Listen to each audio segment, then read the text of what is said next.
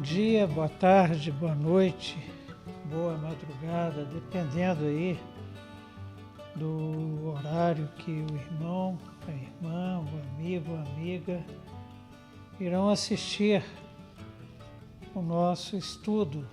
Nós estamos buscando traçar o perfil de uma pessoa conforme o coração de Deus, conforme o coração do nosso Senhor.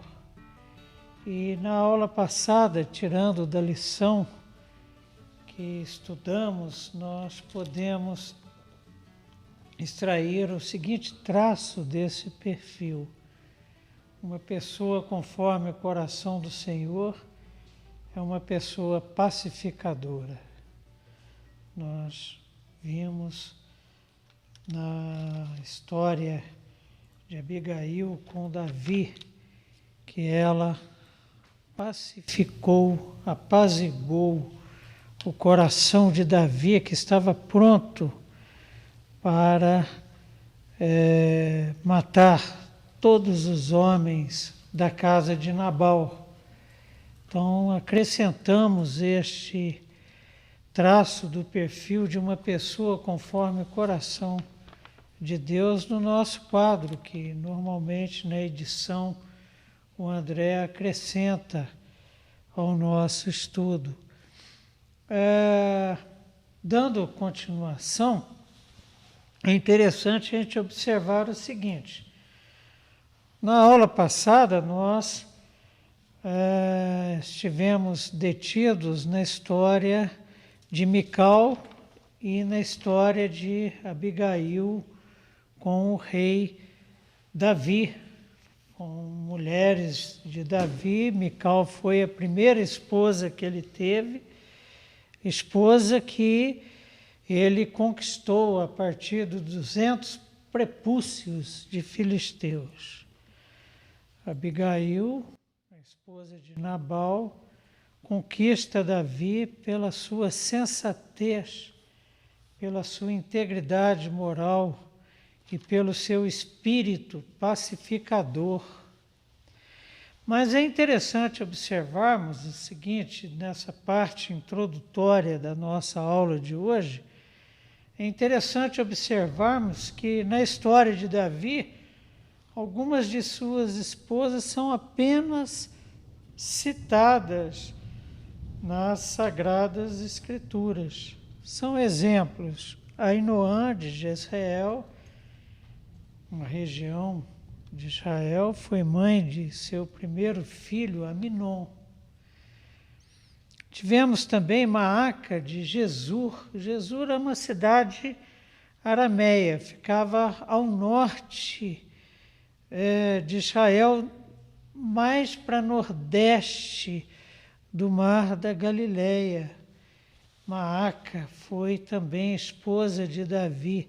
Ragite, Abital e Eglá são mais 3 exemplos de esposas cujas histórias não são narradas com maiores detalhes na Bíblia. E o fato, uma coisa que devemos considerar sobre isso, é que o fato de não serem apresentados esses detalhes da vida destas mulheres com Davi, elas faziam parte do harém de Davi, não tira delas sua importância nos planos de Deus. Não tira delas a sua importância no propósito de Deus, né? Como nós, né? Nós, por exemplo, que somos povo de Deus, nós podemos ou não ter destaque. Normalmente é o que nós experimentamos, somos pessoas comuns, mas Deus, conforme a sua palavra, não faz acepção de pessoas. Jesus Cristo morreu por todos nós, pequenos ou grandes, conforme a linguagem bíblica, conforme a palavra do Senhor. Então, eu queria deixar registrado essa introdução, por quê? Porque não é que sejam de menor importância, é que nós estamos seguindo aquilo que está registrado na Palavra de Deus. E apenas citamos estas esposas de Davi porque assim está registrado ali na Bíblia. E hoje nós vamos conversar com temor, tremor diante de Deus, suplicando a ajuda do Espírito Santo de Deus. Nós vamos conversar sobre um dos momentos mais negros da história do rei Davi, que foi o seu envolvimento com Batseba, que foi o seu adultério com Batseba, mulher de Urias, um dos guerreiros que faziam parte dos exércitos de Israel quando Davi era rei. E é um assunto bastante difícil de ser tratado, também bastante necessário de ser conversado acerca dele. Por quê? Porque muitos de nossos irmãos têm sido vítimas do adultério. E o pecado do adultério tem alcançado a nossa igreja, ao nível da sua liderança, pastores, presbíteros têm caído no laço desse passarinheiro que é o adultério. E isso tem uma repercussão. Irmãos nossos têm cometido adultério e famílias, pessoas têm sido vitimadas desse pecado que afronta ao Senhor, que vai de encontro à sua vontade, à sua lei, aos seus 10 mandamentos. Está escrito: não adulterarás. E Davi foi vítima, Davi caiu neste laço de passarinheiro por conta de seu harém. Se Davi tivesse sido mais cauteloso, se Davi tivesse sido mais temeroso diante do Senhor e atencioso com relação à lei de Deus, inclusive no nosso entendimento, o fato de Davi ter escrito que a lei do Senhor é boa, é saborosa, é como destilar dos favos, provém daí, porque ele experimentou o que significa confrontar essa lei, o que significa desobedecer a esta lei. E os capítulos que vão ser base para esse estudo, que nós não concluiremos hoje nós veremos a primeira parte dele, que é a história de Davi e Batseba, a história de Davi e Urias por conta do seu envolvimento com Batseba e os desdobramentos deste envolvimento, os frutos deste pecado grave. Nós começaremos a tratar na aula que vem e nas aulas até o final do curso, porque Deus perdoou o pecado de Davi, mas as consequências do pecado do adultério perseguem Davi pelo resto da sua vida. Então, o texto base para o nosso estudo encontra-se no segundo livro de Samuel, capítulos 11 e 12. Nós vamos, então, começar pelo capítulo 11, que trata exatamente deste período negro da história de Davi. No capítulo 11, o título desse trecho da palavra de Deus é Davi comete adultério com Batseba.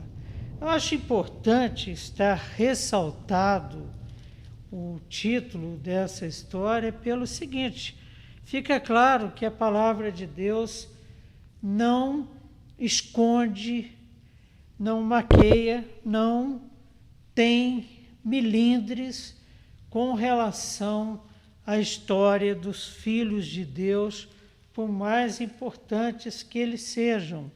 E, nos versos 1 a 5 do capítulo 11 do segundo livro de Samuel, nós encontramos o seguinte: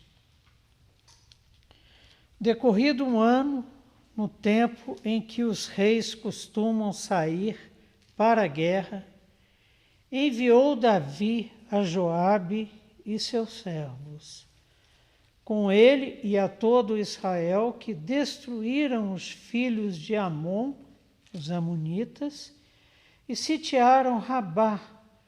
Porém, Davi ficou no ócio, ele ficou em Jerusalém, coisa impensável para um rei guerreiro.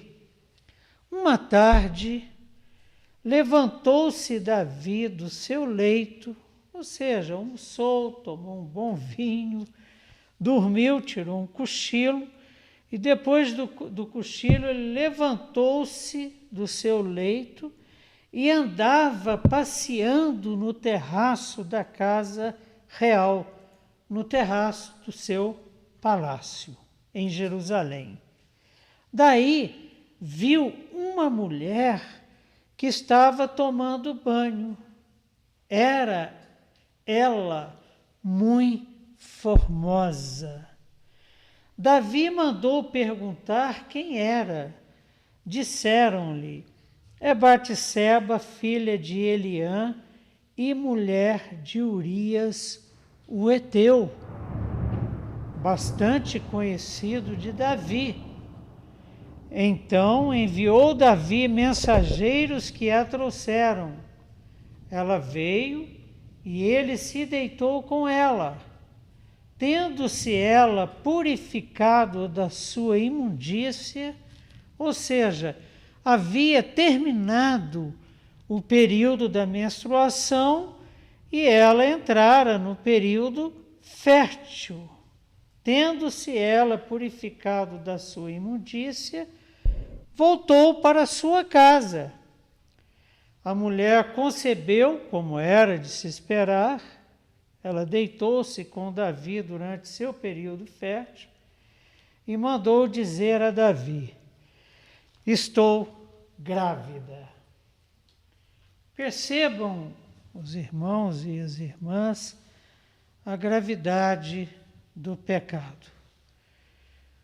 Davi desobedece nesse pecado a dois dos mandamentos de Deus.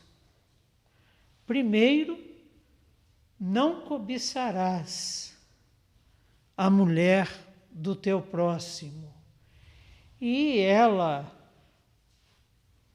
despertou em Davi, pela sua beleza exterior, que definiu a cena, despertou o desejo no coração, que provavelmente já vinha sendo nutrido acreditamos que não foi uma primeira visão de Davi, mas que ele já vinha nutrindo o desejo de possuí-la. Então, primeiro veio a cobiça. É assim que o pecado acontece na nossa vida.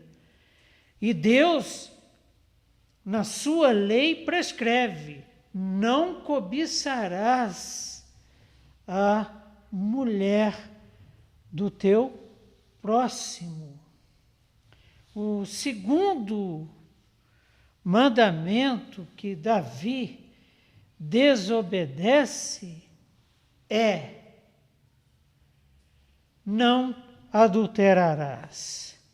Então, não cobiçarás a mulher do teu próximo. Está em Gênesis 20, verso 17, parte B do versículo. Não adulterarás, e Davi conhecia isso. Ele amava a palavra de Deus. Não adulterarás, está em Êxodo, capítulo 20, verso 14. Por que a gente chama atenção para o fato de que Davi conhecia esses mandamentos e amava a palavra de Deus? Digamos assim, a fragilidade de Davi entra na sua história, emerge do que ele sentiu diante da beleza de Batseba. Não foi diferente com Eva. Não foi diferente com Eva. Eu convido os irmãos a abrirem as suas Bíblias em Gênesis capítulo 3, que Satanás usa de todas as estratégias e artimanhas para levar Eva e Adão a desobedecerem a Deus. Mas em Gênesis capítulo 3, verso 6, nós encontramos o seguinte: vendo a mulher que a árvore era boa para se comer, agradável aos olhos e árvore desejável para dar entendimento, tomou-lhe do fruto e comeu, e deu também ao marido, e ele comeu. Eva foi seduzida pela beleza, ela foi atraída pela árvore da qual Deus disse que não se poderia comer do seu fruto. Davi, da mesma forma, viu que Batseba era agradável aos olhos e desejável. Ele desejou a mulher do próximo. Ele manda chamar Batseba e comete adultério. Fica claro que Davi abusa da sua autoridade, mas não há registro de resistência por parte da mulher de Urias, diferente de uma história que nós vamos estudar em que a filha de Davi é abusada sexualmente pelo próprio irmão. Ela resiste, mas o irmão, sendo mais forte, a suplanta e atinge o seu objetivo. Nesse caso aqui não há registro. Não há registro, por exemplo, de que Batseba tenha resistido ao convite de Davi. Só há o registro de que Davi mandou buscá-la, ela veio, ele deitou-se com ela e ela engravidou. E como que fica Urias nessa situação? É um outro pecado que Davi comete, um outro crime cometido por Davi, e este é cometido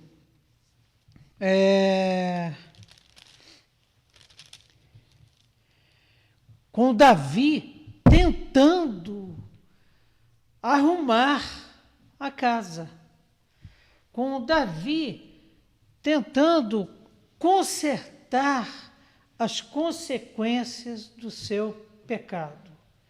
Olha, e nós temos um ensinamento aqui que é o seguinte: quando nós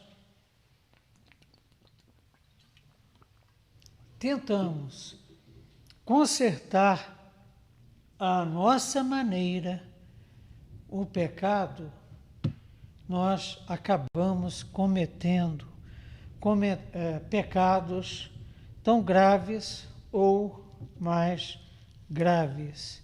E isso acontece na história entre Davi e Urias. Eu vou ler dos versos 6 até o verso 13 do mesmo capítulo 11 do segundo livro de Samuel. Diz assim a palavra do Senhor. Então enviou Davi mensageiros a Joabe, dizendo: manda-me Urias, o heteu. Joabe enviou Urias a Davi. Esse é um detalhe interessante, que os heteus eram um povo que continuou em Canaã e se misturou à vida do povo de Israel. E Urias, ao que tudo indica, ele absorveu a cultura israelita, inclusive a fé no mesmo Deus. Fica meio que nas entrelinhas. Verso 7.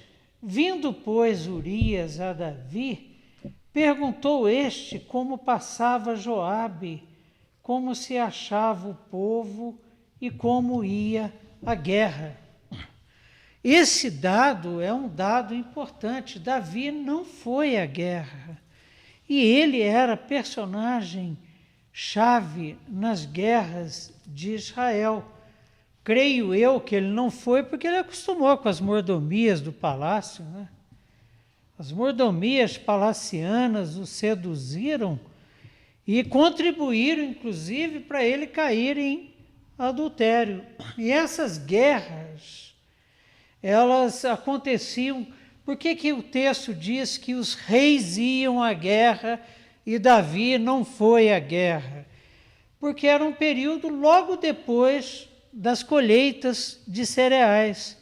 Os celeiros estavam abarrotados e aqueles povos tribais, as nações vizinhas, elas invadiam o território de outras nações e guerreavam a fim de saquearem a sua produção agrícola.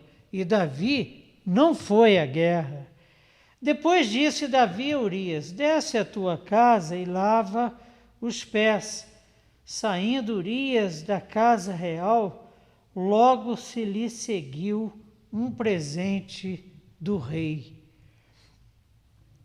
Verso 9. Porém Urias se deitou à porta da casa real com todos os servos do seu senhor e não desceu para a sua casa. Fizeram-no saber a Davi, dizendo: Urias não desceu à sua casa. O pessoal já estava todo meio desconfiado e acompanhando os fatos bem de pertinho, né? Então disse Davi a Urias: não vens tu de uma jornada? Por que não desceste à tua casa? Respondeu Urias a Davi: a arca, Israel e Judá ficam em tendas. Joabe, meu senhor, que era o comandante das tropas israelitas, e os servos de meu senhor estão acampados ao ar livre, e hei de eu entrar na minha casa para comer e beber, e para me deitar com minha mulher? Tão certo como tu vives, e como vive a tua alma, não farei tal coisa. Então disse Davi a Urias: demora-te aqui ainda hoje, e amanhã te despedirei.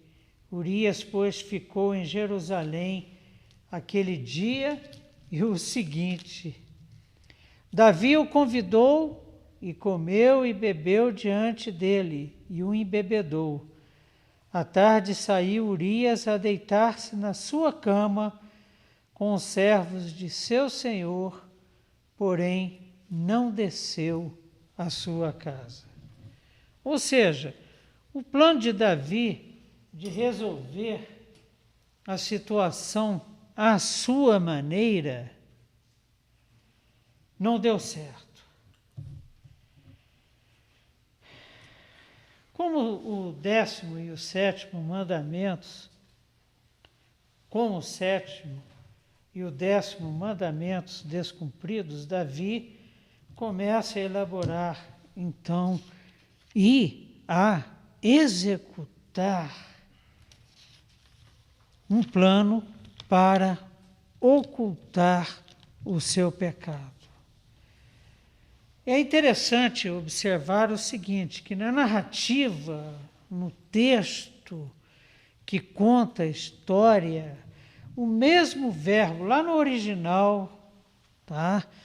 O mesmo verbo usado para o ato adúltero de Davi, que é shakab, dormir.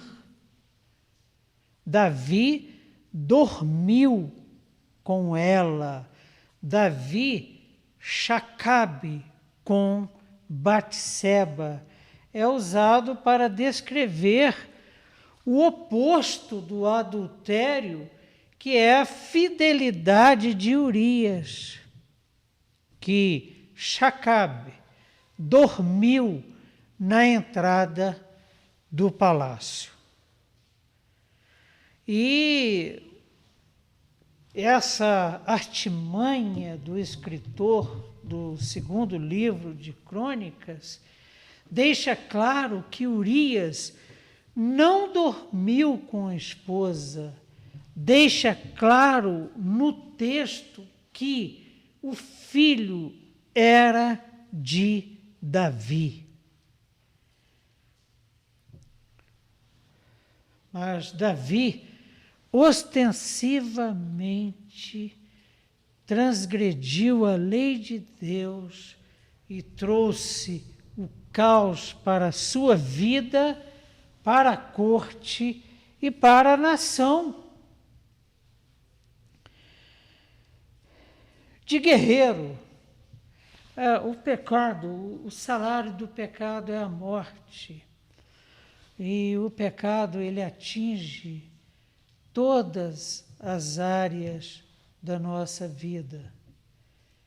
De guerreiro como Josué e Caleb, que são exemplos de homens fiéis a Deus, que lutaram na conquista, na posse da terra prometida, na certeza de que Deus ia à frente nas suas lutas, nas suas batalhas, e homens que foram fiéis até o final de sua vida.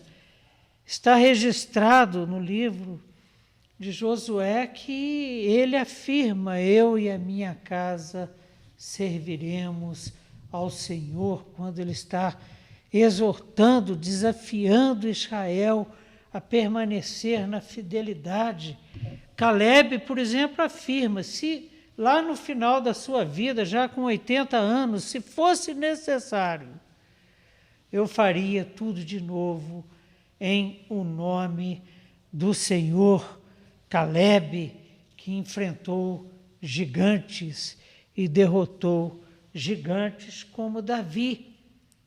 Só que com esse pecado, ao invés de igualar-se a Josué e a Caleb, Davi iguala-se a Sansão, como um novo Sansão, talvez até um pouco piorado, dada a sua posição de rei e de rei poderoso sobre o povo de Deus, mas um homem que não pode ver uma mulher atraente e deixa tudo de mão e se deixa dominar pela lascívia.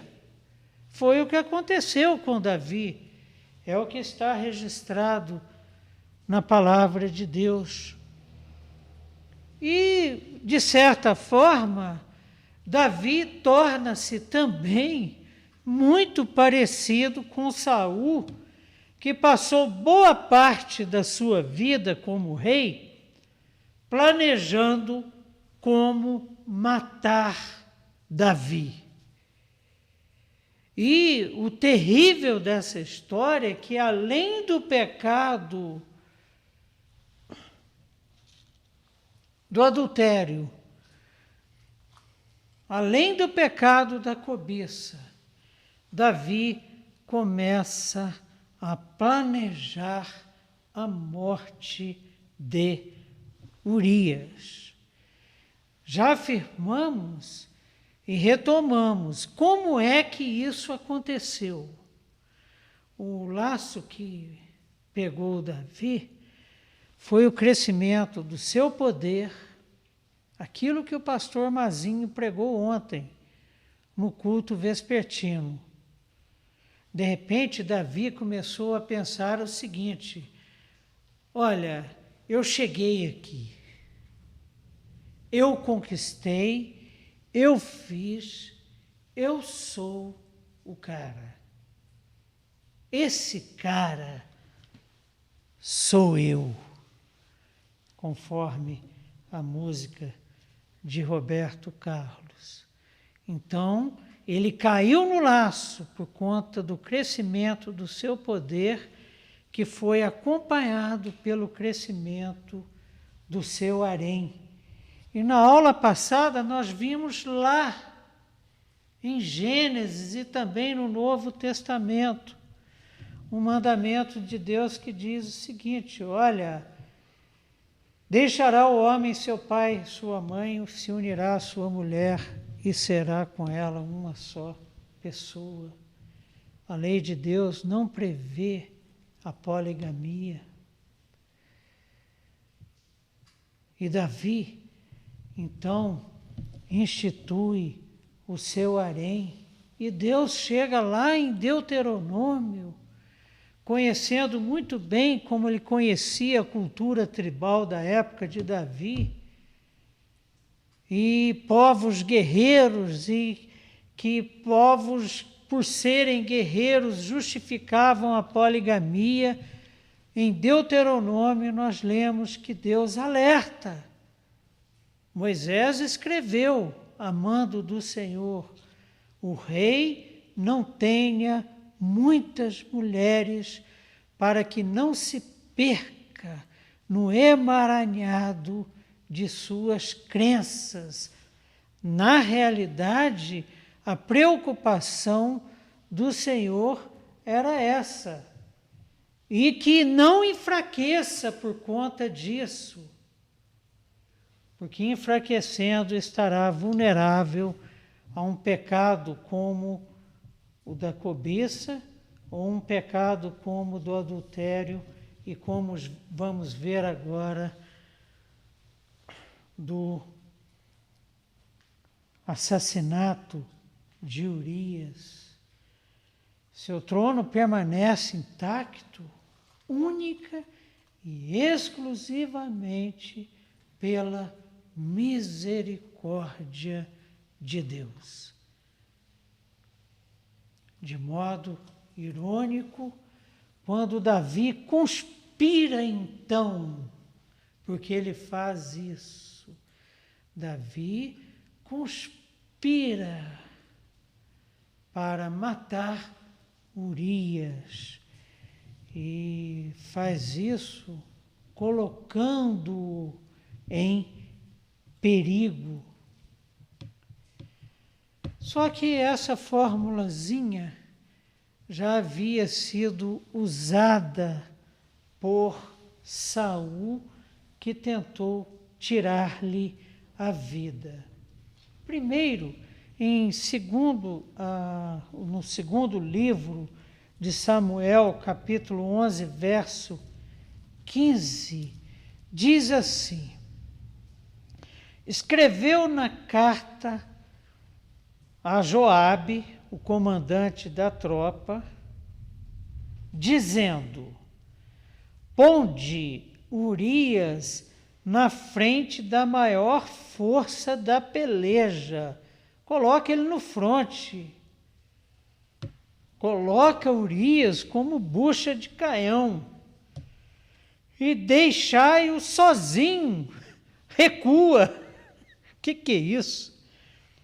Para que seja ferido e morra. Joabe era um cargo de confiança de Davi. E Davi fala o seguinte para Joabe: olha, Joabe, eu estou a fim de ficar livre de Urias. Joabe já deve ter imaginado, né? Então você vai fazer o seguinte: você vai dar um jeito de matá-lo. Fazendo o quê? A minha proposta é que você coloque ele na frente do exército, no lugar mais perigoso da batalha, e que lá ele fique sozinho. Você recua e deixa ele morrer sozinho. Bom, mas e Saul? Como é que a coisa aconteceu na mente e no coração de Saul? Isso nós vamos encontrar em 1 Samuel, capítulo 18, primeiro livro de Samuel, capítulo 18, verso 25. Diz assim a palavra do Senhor: então disse Saul, parecido inclusive lá com a redação de Davi, assim direis a Davi: o rei não deseja dote algum, sabendo do amor de Mical por Davi e do interesse de Davi por Mical, mas sem prepúcios de filisteus, para tomar vingança dos inimigos do rei. Cara, sem prepúcios dos filisteus significava o seguinte: que Davi tinha que ir lá, enfrentar os filisteus, matar 100 dos seus soldados e cortar 100 dos prepúcios desses soldados, um de cada um. E o que acontece? Porquanto Saul tentava fazer cair Davi pelas mãos dos filisteus. Só que nós sabemos, já vimos na aula passada, que Davi vai lá, derruba 200 filisteus e corta 200 prepúcios e leva para Saul e toma Mical como esposa. Aqui, no verso 15, escreveu na carta dizendo, então bem parecido com a proposta de Saul. E Davi desobedece o 6º mandamento. Uma das diferenças entre Davi e Saul, além de Davi ser um homem conforme o coração de Deus e Saul ser um homem conforme o próprio coração, é que a segunda diferença é que Davi era extremamente competente. Davi não sucumbiu ao plano assassino de Saul, mas, infelizmente, Urias é morto. Davi desobedece o sexto mandamento que está registrado em Êxodo 20, 13. No coração, quando Davi planejou, conforme Jesus Cristo em Mateus capítulo 5, 21 e 22, Davi já havia matado Urias. Seu plano dá certo, Urias perece na batalha. 2 Samuel 11, 16, 17, diz assim: tendo, pois, Joabe sitiado a cidade, pôs a Urias no lugar onde sabia que estavam homens valentes. Saindo os homens da cidade e pelejando com Joabe, caíram alguns do povo, dos servos de Davi, e morreu também Urias, o heteu.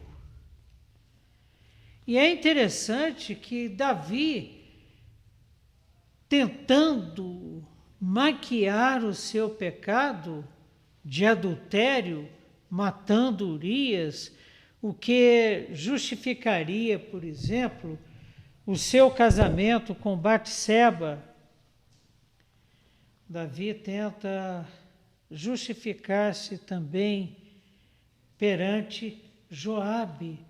No verso 25 nós lemos assim: disse Davi ao mensageiro que estava levando a sua mensagem para Joabe. Esse mensageiro havia trazido a notícia de que Urias estava morto.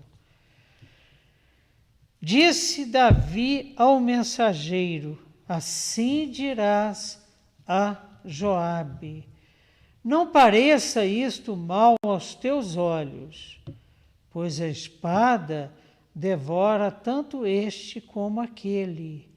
Intensifica a tua peleja contra a cidade e derrota-a, e tu anima a Joabe, disse Davi ao mensageiro. Que Joabe estava triste, claro, perdeu um grande guerreiro.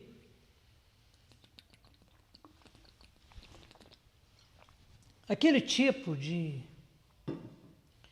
justificativa, né? Não, todo mundo vai morrer. E a espada não escolhe. A espada mata tanto a um quanto a outro. É a mesma coisa da Covid.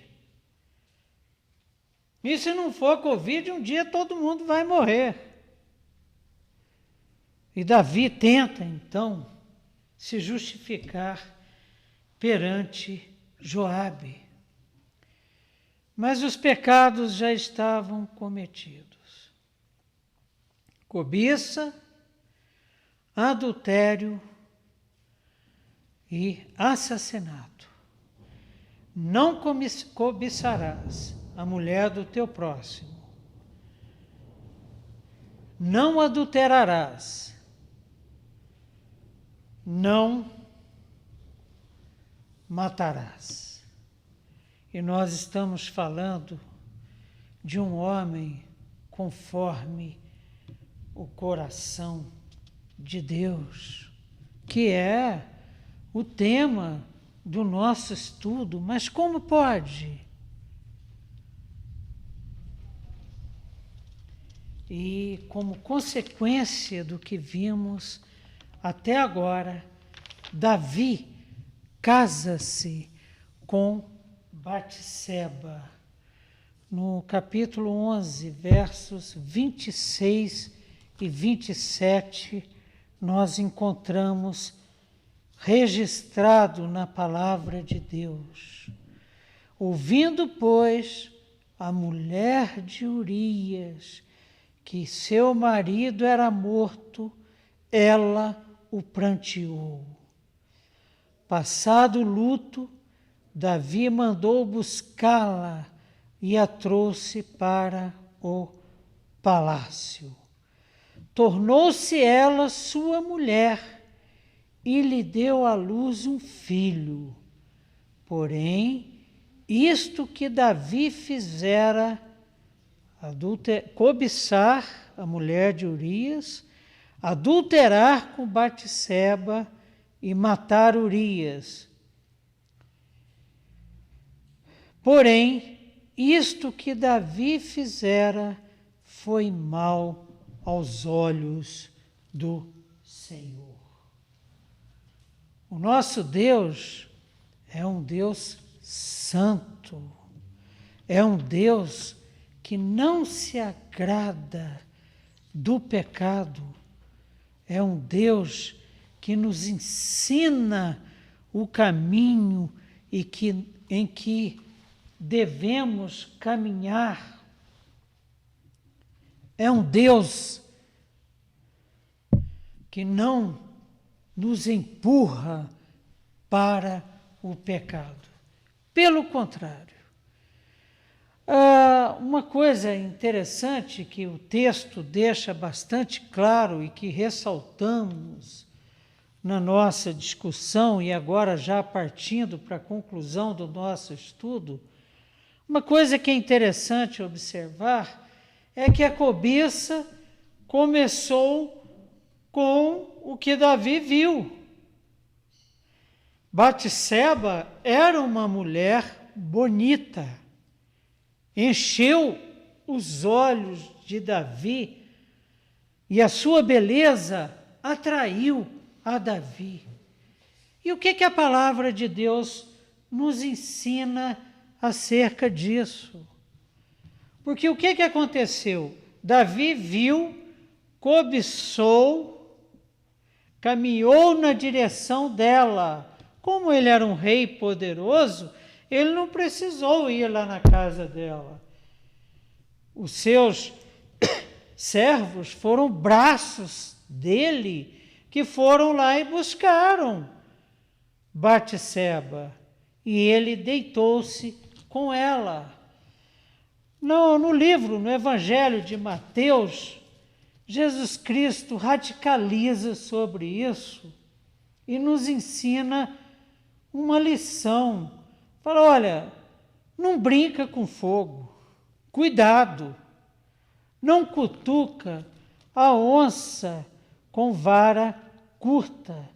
Mateus, capítulo 18, versos de 7 a 9, diz assim: e quem está ensinando é o próprio Jesus Cristo, falando sobre os tropeços, dos quais podemos ser vítimas e vitimar outras pessoas. 7 a 9, Mateus 18. Ai do mundo por causa dos escândalos. Pensou o escândalo que foi o adultério de Davi com Batseba, não só na corte, mas como em todo Israel, e o pior, nas nações vizinhas, todo mundo, e ainda se diz servo de Deus, do Deus de Israel, do Senhor dos exércitos.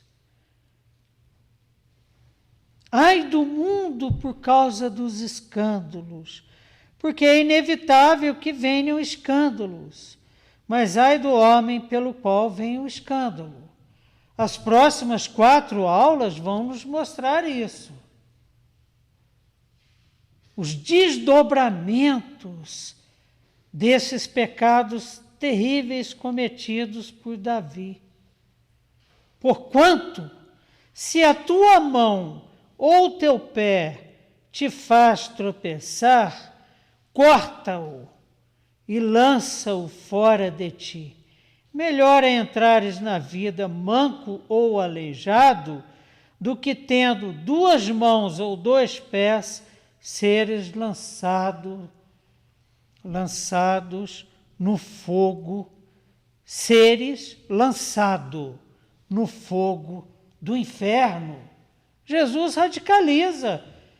Mas contra o pecado é isso que nós devemos fazer. Devemos radicalizar.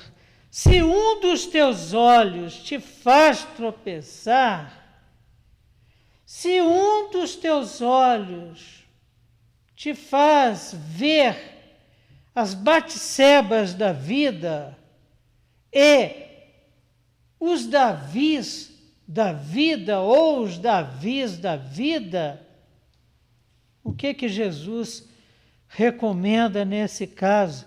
Arranca-o e lança-o fora de ti. Melhor é entrares na vida com um só dos teus olhos, do que tendo dois, seres lançados no inferno de fogo. É lógico que não precisamos ser literais. É não olhar, é não tocar, é não comer, é não caminhar na direção do pecado. É isso que Jesus está falando. Não olha. Nunca me esqueço. Miranda, presbítero lá na Igreja Presbiteriana do Planalto, que já falou aqui na igreja, num encontro de casais, sempre compartilhava com a igreja o seguinte: ele viajava muito por conta da ABU, Associação Bíblica Universitária. Ele era um dos diretores da ABU à época. E ele sempre compartilhava o seguinte, que nessas viagens ele só andava de cabeça baixa. Por quê? Porque quando você começa a olhar, diz o dito popular que o que os olhos não veem, o coração não sente. Não olha. Porque quando toca, aí já está mais perigoso. Quando, no caso do pecado de adultério de Davi, quando ele caminhou na direção, ele olhou, desejou, caminhou na direção, mandou trazer para perto e tocou, aí já... Porque quando a gente começa a brincar com precipício, é mais ou menos o seguinte: você vai brincando e vai chegando na beira do precipício, e vai chegando cada vez mais perto, cada vez mais perigoso. Só que chega uma hora que não dá. Depois que você se desequilibrou, depois que fomos dominados pelo pecado que habita em nós e cujo salário é a morte, aí não tem mais jeito. Então, o que Jesus ensina? Olha, é melhor que você arranque um olho, que você corte uma mão, que você corte os pés. É melhor que você entre caolho, maneta ou aleijado no céu, do que ir completo para o inferno. E eu gostaria de encerrar trazendo uma reflexão, uma pergunta que já chama a nossa próxima aula. O rei mais poderoso da história de Israel será rejeitado por Deus, como foi o seu antecessor Saul? Porque a desobediência de Saul levou inicialmente à perda da dinastia e depois à perda do trono.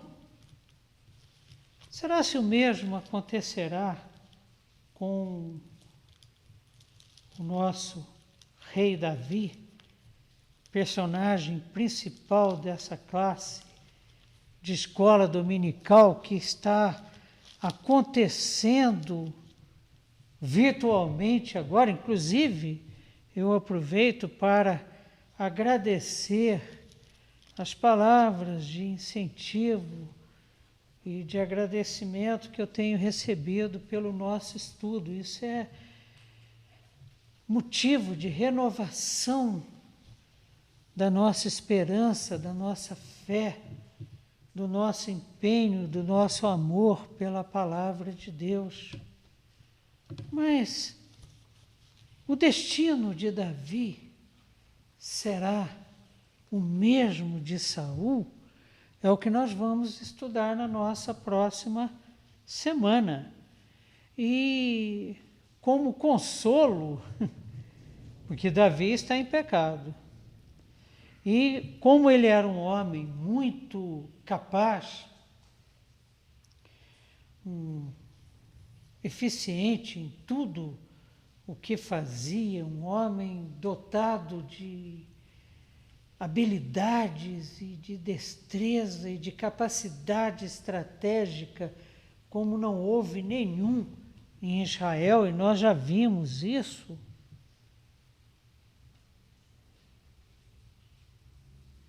Ele foi exitoso, competente em tudo o que planejou. Tudo que ele fazia dava certo.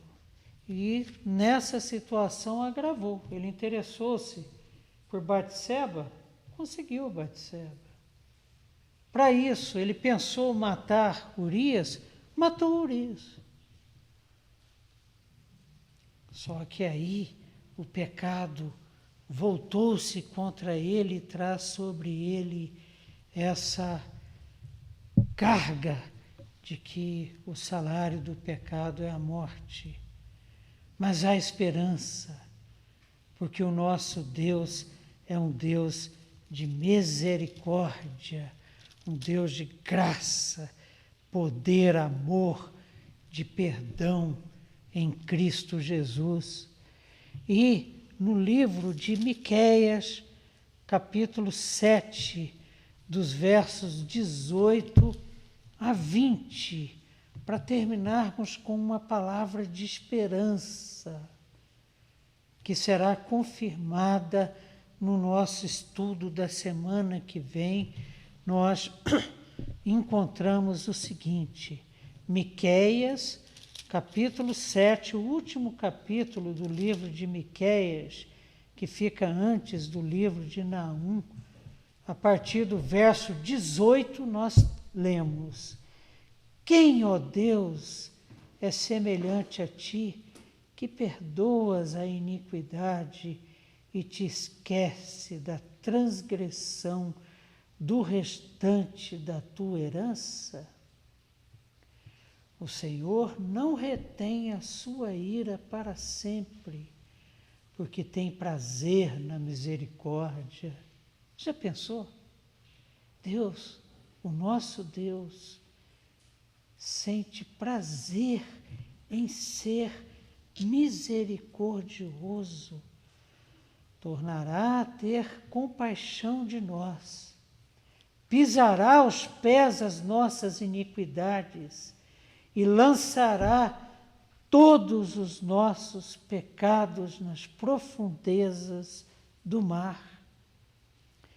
Mostrarás a Jacó a fidelidade e a Abraão a misericórdia, as quais juraste aos nossos pais desde os dias antigos. Que coisa maravilhosa, carregada de esperança. É nessa perspectiva que nós, já desde hoje, começamos a nos preparar para o nosso estudo da semana que vem. Os dias de Davi nunca foram fáceis, como vimos até agora. Mas a partir desse fato, a partir desses pecados cometidos por Davi, a sua vida torna-se ainda mais difícil, carregada de muita dor, como consequência do pecado. Mas o texto que nós lemos em Miqueias diz o seguinte: será que o Deus que não propôs o seu próprio Filho para nos resgatar dos nossos pecados, que são tão graves quanto os pecados cometidos por Davi, será fiel à sua palavra com relação a Davi?